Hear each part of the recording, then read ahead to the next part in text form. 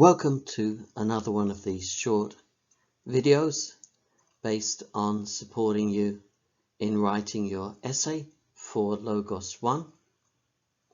We are at the editing stage now, and this is the second one of the editing videos, 7b, and in this one we're going to focus on helping you to fix problems where you've cut and pasted in your draft.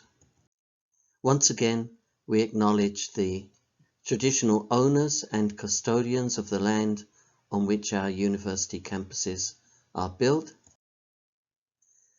As I mentioned in 7a, there are 5 flaws which I've identified for you to focus on in your editing, and we're at the second stage where you've got cut and pasted chunks in your draft and they stick out a mile. You really need to do something about those, because obviously they're going to get caught by Turnitin, and it's embarrassing just to look at it.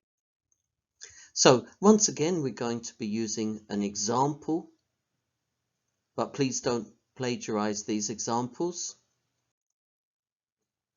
I see 2 kinds of cut and paste in the example essays which I look at from students. One kind is something like this. The particular part is up here, and I'm just going to refer to this as just plain lazy cut and paste. And the reason is that there's nothing difficult or complicated here. The student could easily have put this in their own words, but they couldn't be bothered, because when we look at the original, it's really very similar.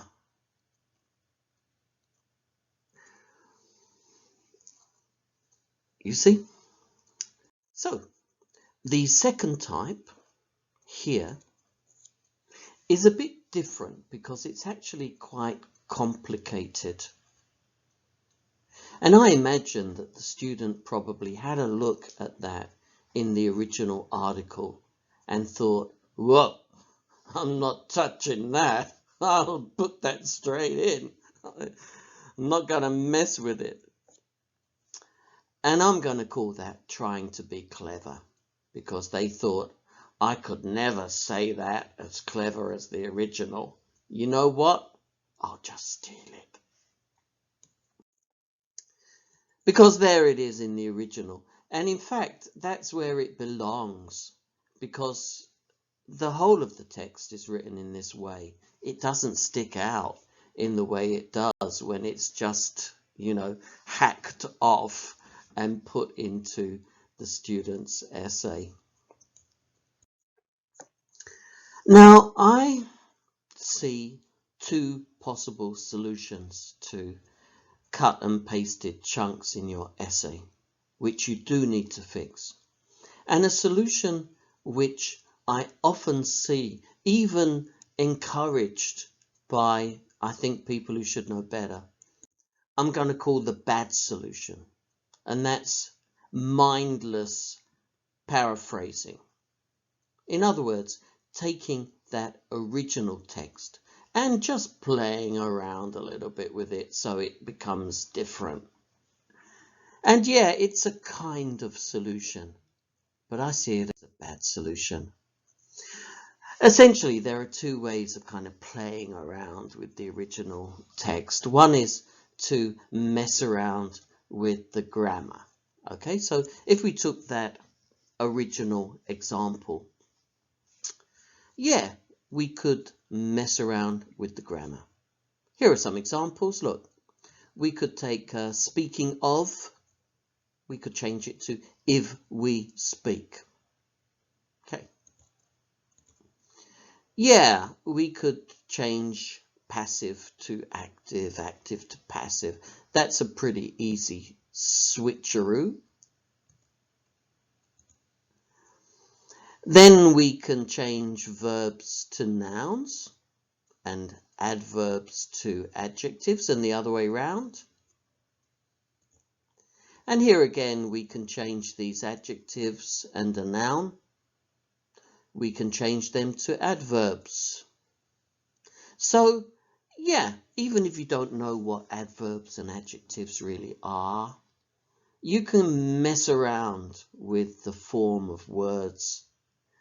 And yeah, it becomes different from the original text in a kind of silly way, my view. You can do a similar kind of messing around with vocabulary. Okay, so again, look, we take the word consequently, we find a synonym. You can even look it up in a book called a thesaurus, or there's thesaurus.com, and yeah, you can find synonyms, other words that mean the same.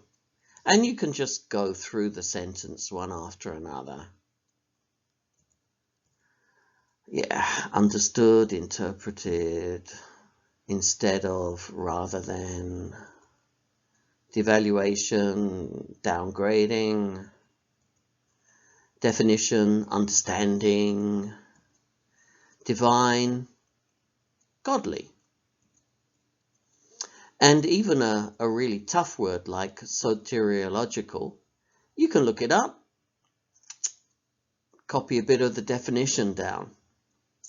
But what you've got is a sort of Frankenstein version of the original, really.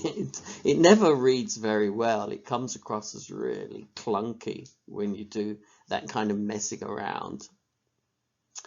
And you miss opportunities to actually score points, if you like, by showing your own voice and making what you say a bit more relevant to the argument. Okay, so that's why I regard it as a sort of a bad solution. The good solution is what I called mindful paraphrasing. Okay, so actually using your brain to paraphrase at a deeper level, in other words, of meaning, instead of playing around with the words. So we'll take this example. To paraphrase it mindfully, you've got to just identify the key ideas and make a note, as much as possible in your own words. But the key here is that we're looking at the ideas contained. And we try and turn it into notes. We can write these down, we can put them on the screen. We can use little code like equals or esp, which for me means especially. And what I've done there is just to identify 3 ideas which I want to use in the essay. The key step is now to get rid of the original text and just to take your notes and expand them into sentences, to be confident that these are the ideas that you want to use. And you write from your notes. Writing from your notes means that you can kind of be freer in the way that you use the information, and you can make it a bit more relevant, because this whole paragraph is supposed to be supporting C.S. Lewis's view, and that's the whole point of the essay, which kind of got lost in the playing around of the bad paraphrasing. Let's see another example of this. Okay, so that other sentence that I showed you that had been cut and pasted before. Again, the key ideas that we want to use, we just identify them, try and put them in a short way in your own words as much as possible. Okay, so the Psalms leave no doubt, equal, make it clear. God has immense power. Okay, God, great power. Okay, so I'm just trying to pick out the ideas that I think are actually relevant for this. So I'm trying to support C.S. Lewis's kind of view about God's power. And then again, we put away the original, we turn off the screen, we click on that little cross in the corner and it goes away. And then we've got our notes. And then it's just a case, as I said, to be free and to try and feel confident enough to write something. That's what I came up with. Now, I haven't read C.S. Lewis's book, so I can't give you any guarantee that this is a good quality interpretation. But I'm just trying to show you writing based on this note. And what you can see there is it reads a lot better. It's because it comes from me. And honestly, you speak this language. It's your power. You spend all day long explaining things to people.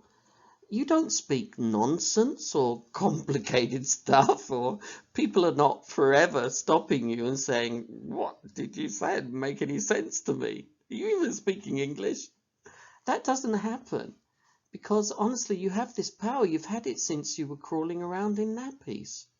So try and feel that you have the power to explain yourself in English in whatever way you want, but without trying to, set off fireworks or use words that are, unfamiliar to you. You don't do that in normal life. It's not a competition to use like difficult words.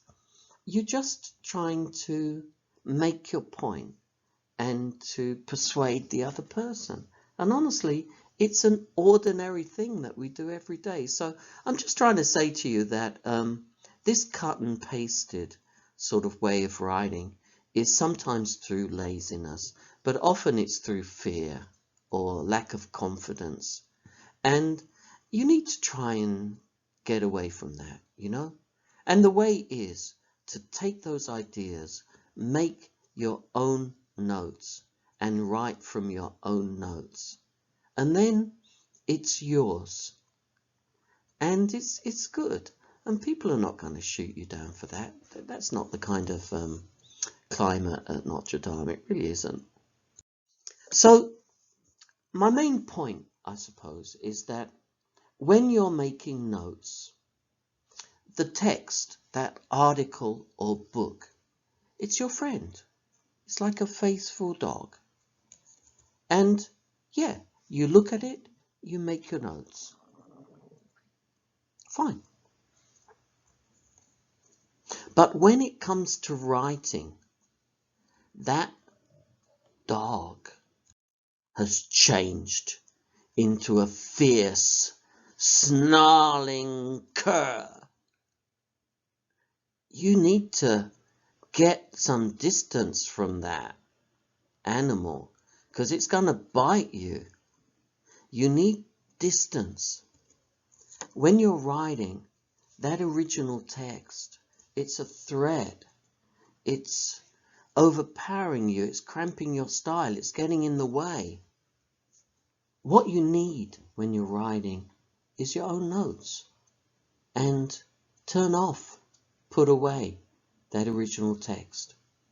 And once you've got those notes, it's not difficult to turn them into sentences because we are sentence creation machines. We do it endlessly, easily, without even thinking all the time. That's your power. Use it. So, that's me done on repairing cut and paste. I'm just reminding you that if you still have time, try and book an appointment if you want feedback. Go to the library to sort out your referencing. And also, if you have questions, use the Ask Us archive that pops up whenever you go to the library site in Notre Dame website. And next up, it's where your essay's gone on holiday, which is to do with relevance and irrelevance. Okay, so see you again if you're going to look at one of those. And if not, please do give us a bit of feedback on our videos.